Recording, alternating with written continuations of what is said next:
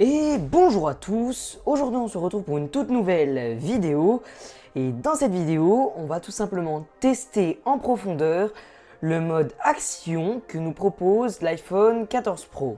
Alors tout d'abord, qu'est-ce que c'est le mode action? C'est tout simplement un mode avec une stabilisation beaucoup plus poussée. Vous allez pouvoir l'utiliser pendant votre séance de sport, par exemple au ski, mais aussi durant une balade en VTT ou tout simplement une course. Et du coup, ce mode va tout simplement réduire les tremblements.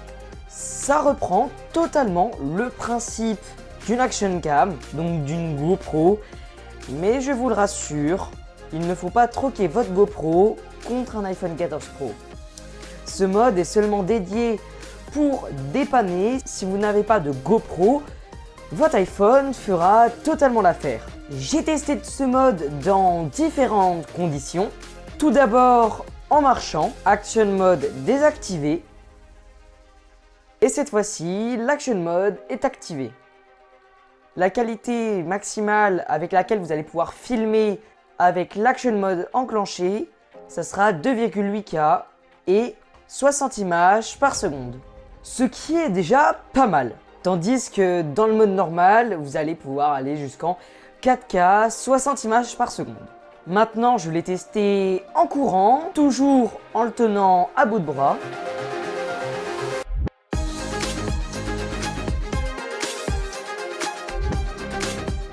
Et sans le mode action. Avec le mode action.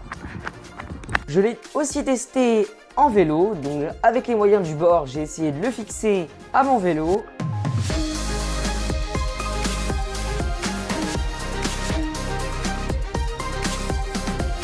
On peut voir quand même une grosse différence quand l'Action Mode est activé ou pas.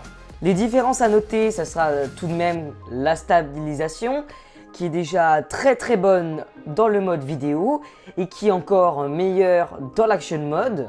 Et heureusement, car c'est le but de ce mode. Mais après, les désavantages de ce mode, c'est qu'on perd quand même en qualité. Je trouve quand même que la qualité quand on filme avec l'Action Mode est beaucoup moins belle.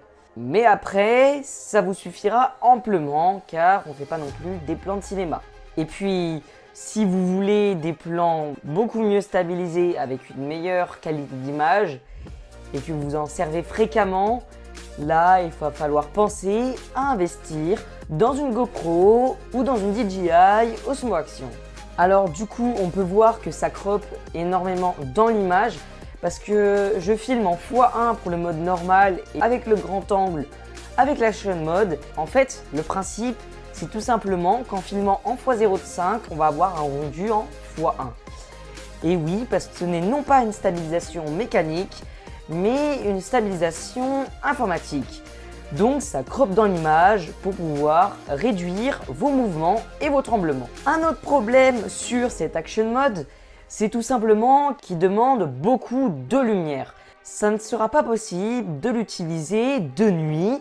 Vous aurez juste une qualité dégueulasse et le flash sera tout simplement obligé de s'activer et même avec, ça reste dégueulasse. Bon, pour la petite conclusion, il est très bien ce mode. Apple a très bien fait de l'incorporer dans ce nouvel iPhone. Mais il ne fait pas d'ombre non plus aux Action Cam. Car la qualité est moins bonne qu'une bonne Action Cam, la stabilisation pareil. Mais ce mode est tout simplement dédié à ceux qui ne possèdent pas d'Action Cam et qui n'ont pas envie d'en acheter une, mais qui possèdent leur iPhone 14 Pro et donc qui pourront faire des plans sportifs en courant derrière quelqu'un, à vélo, au ski. Ça pourra entièrement vous dépanner et donc sans avoir le besoin de racheter une GoPro à 500 €. Donc je valide entièrement l'Action Mode. Pour moi, il est le bienvenu. Bon, c'est déjà la fin de cette vidéo. Si elle t'a plu, n'hésite pas à la liker et à t'abonner à la chaîne. Et moi, je te dis à bientôt pour une prochaine vidéo. Allez, ciao!